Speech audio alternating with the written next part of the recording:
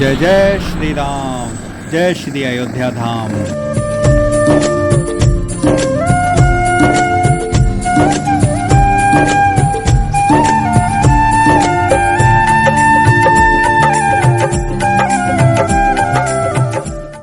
राम राम दोस्तों, मैं भगवान राम का वंशज अभयवीर आपका आपके चैनल में हार्दिक स्वागत एवं अभिनंदन करता हूँ। दोस्तों, आज मैं आपको त्रेता युगीन स्वरूप में बन रहे अयोध्या के नवनिर्माण एवं विकास कार्यों के संदर्भ में अति महत्वपूर्ण एवं सबसे नवीनतम जानकारी प्रस्तुत करूंगा।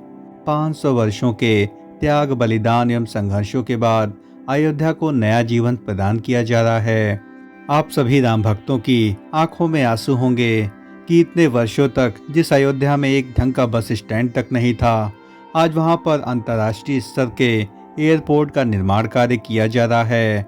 और यह एयरपोर्ट ये दुनिया के सबसे भव्यतम एयरपोर्ट में से एक होगा, जिसकी आपने स्वप्न में भी कल्पना नहीं की होगी। सामने आप देख सकते हैं कि यह एयरपोर्ट के वाह प्रांगण का अद्भुत परिदृश्य है और जिसके शिखर के निर्माण कार्यों को राम मंदिर की तर्ज पर किया जा रहा है। और जल्द ही यह एयरपोर्ट आपको बिल्कुल राम मंदिर की तरह दिखाई पड़ेगा। सामने दृष्टिगत परिदृश्य में आप देख सकते हैं कि श्री राम एयरपोर्ट पर विमानों के संचालन की लगातार टेस्टिंग की जा रही है और यहाँ पर छोटे स्तर के विमानों को उड़ा करके यहाँ पर यह आंका जा रहा है कि विमान की लैंडिंग एवं टेक ऑफ करते वक्त विमानों में किसी भी प्रकार की असुविधा न हो एवं इसके रनवे की जो स्टेबिलिटी है उसको भी आंकने का प्रयास किया जा रहा है, क्योंकि यहाँ विमानों का संचालन दिन और रात दोनों की सीमावधि में होगा। अतः इन सभी बातों को ध्यान में रखते हुए विमानों की लगातार टेस्टिंग की जा रही है। और हमें यह भी जानकारी मिली है कि इस एयरपोर्ट का विकास ATR 72 के साथ एयरबस A320 विमानों के मानकों के आधार पर किया जा रहा है और एयरपोर्ट से एयरबसों की उड़ान और लैंडिंग की जाएगी। और पहले एयरपोर्ट को ATR 72 के लिए तैयार करने की रणनीति थी, लेकिन इसे बदल करके और भी अधिक विस्तृत किया गया है कि इस एयरपोर्ट को अंतर्राष्ट्रीय स्तर पर विकसित करने का लगातार प्रयास किया जा रहा है। एयरपोर्ट अथॉरिटी द्वारा प्राप्त जानकारी के अनुसार 15 दिसंबर तक एयरपोर्ट के निर्माण कार्यों को पूर्ण कर लिया जाना था, लेकिन इसमें अभी कुछ और वक्त लग सकता है। और पहले एयरपोर्ट को ATR 72 विमानों के आधार पर तैयार करने की रणनीति थी, लेकिन राम मंदिर पर फैसला आने के बाद इसे अंतर्राष्ट्रीय हवाई अड्डे के रूप में विकसित करने की रणनीति पर काम किया गया और पहले चरण में इसका काम पूरा हो रहा है और लगभग 2 से 3 फेज़ों में इस एयरपोर्ट के संपूर्ण निर्माण कार्यों को संपन्न किया जाएगा। और एयरपोर्ट से जहाज़ों के विमान उड़ान के लिए ज़रूरी मानक पूरे करने होते हैं, तभी airport authority of India limited द्वारा इसे लाइसेंस प्राप्त होता है और इसके लिए यहाँ पर विधिवत प्रयास किए जा रहे हैं। सामान्य तौर पर अंतर्राष्ट्रीय एयरपोर्ट के निर्माण कार्यों में जो जरूरी मानकों के पालन करने होते हैं, उनमें मुख्य रूप से रनवे निर्माण, taxiway apron isolation, ATC control tower, fire station एवं टर्मिनल बिल्डिंग के साथ ही नाइट लैंडिंग का होना अति आवश्यक होता है, क्योंकि यह मानक काफ़ी अधिक महत्वपूर्ण माने जाते हैं। तभी एयरपोर्ट अथॉरिटी इस पर सहमति प्रदान करता है और इंटरनेशनल एयरपोर्ट के निर्माण कार्यों में इन सभी मानकों के पालन करने का पूरा प्रयास किया जा रहा है, ताकि जल्द ही यहाँ पर विमानों का संचालन हो सके। एयरपोर्ट पर जहाज़ों के खड़ा करने के लिए 2 एप्रन अयोध्या इंटरनेशनल एयरपोर्ट पर तैयार किए जा चुके हैं। इनमें 8 एयरबस खड़ी करने की व्यवस्था हो चुकी है और आपातकाल की स्थिति से निपटने के लिए फायर स्टेशन को बहुत ही अहम ज़रूरत माना गया है और इसका काम भी लगभग पूर्ण कर लिया गया है। और टर्मिनल बिल्डिंग, जो कि सबसे महत्वपूर्ण कार्य है, क्योंकि यहीं पर यात्रियों को बैठने के साथ साथ उनके रुकने की भी व्यवस्था होगी, तो इसका कार्य भी लगभग 97% के आसपास पूर्ण कर लिया गया है। और अब युद्ध स्तर पर यहाँ पर फिनिशिंग कार्यों को कराया जा रहा है। क्योंकि यहाँ पर टर्मिनल बिल्डिंग में राम मंदिर के आधार पर पत्थर लगाए जा रहे हैं और जिन पर बनी हुई जो कलाकृतियाँ हैं वे काफ़ी अधिक मनमोहक हैं और ये सभी आपको राम मंदिर की अनुभूति कराएंगे। और इनमें जो भव्यता है और इस पर जो बेहतरीन शीशे का काम हुआ है वह देखने लायक है। और जब भी राम भक्त यहाँ पर आएंगे तो वे काफ़ी अधिक प्रफुल्लित होंगे। अयोध्या राम मंदिर में प्राण प्रतिष्ठा कार्यों में अब केवल 44 दिन का समय ही शेष बचा है और इतने कम समय में अयोध्या इंटरनेशनल एयरपोर्ट के निर्माण कार्यों को अंतिम रूप प्रदान किया जा रहा है।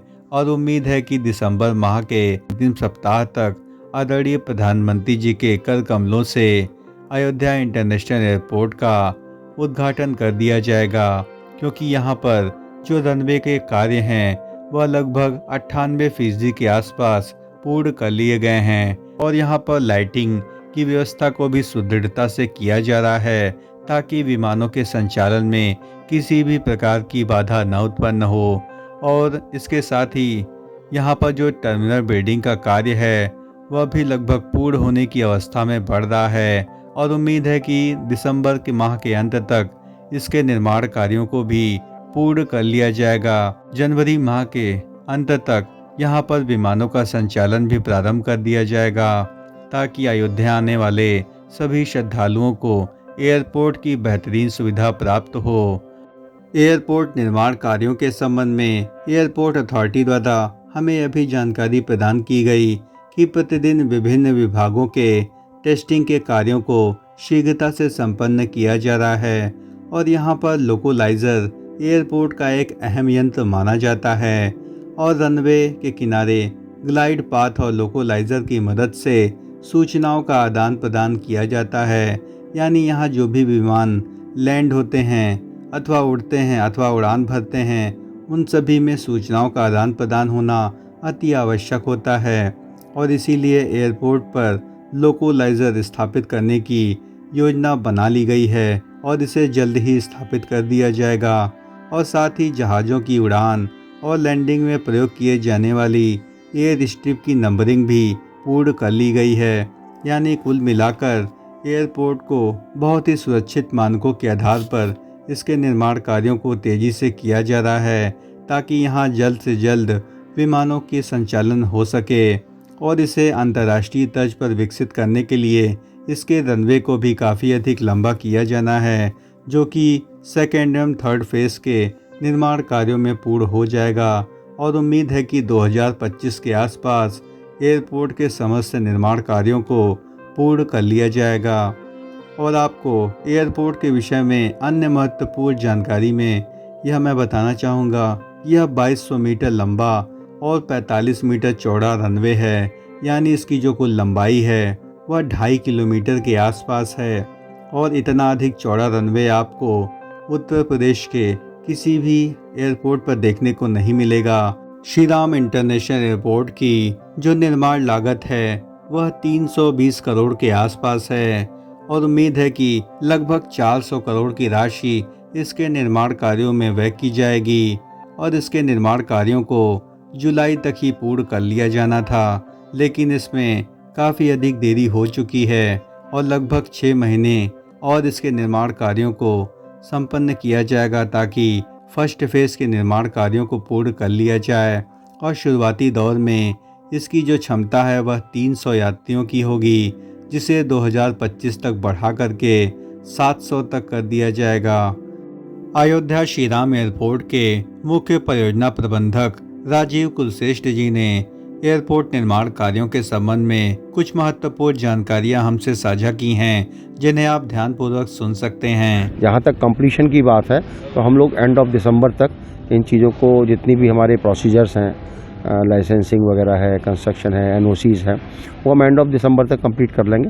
तो होपफुली उसी के दौरान मंदिर से पहले उद्घाटन जरूरी है। और हमारी नाइट लैंडिंग फैसिलिटी, आइसोलेशन, ये सब 100% हो गए हैं, आप देख भी रहे होंगे। और बिल्डिंग हमारी 95% है अभी। और एयरपोर्ट को राम मंदिर का लुक देने के लिए विशेष तौर पर कारीगरों को बुलाया गया है, जो कि राम मंदिर की डिज़ाइन के आधार पर ही इसके शिखर एवं आसपास के गुंबदों का निर्माण कार्य कर पाएंगे।